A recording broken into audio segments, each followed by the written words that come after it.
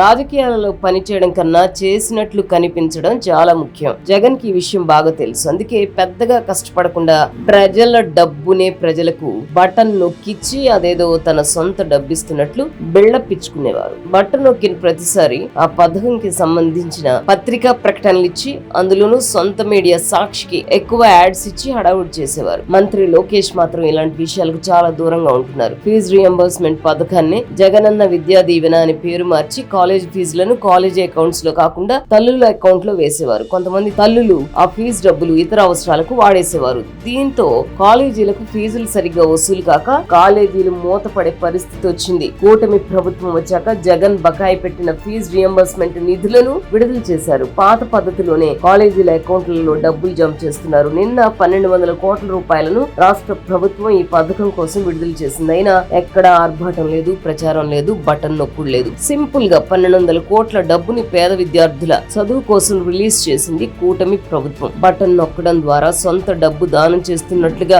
Buildup ఇచ్చే జగన్ కి silent గా పేద విద్యార్థుల ఫీజులు చెల్లిస్తున్న లోకేష్ కి ఎంత తేడా.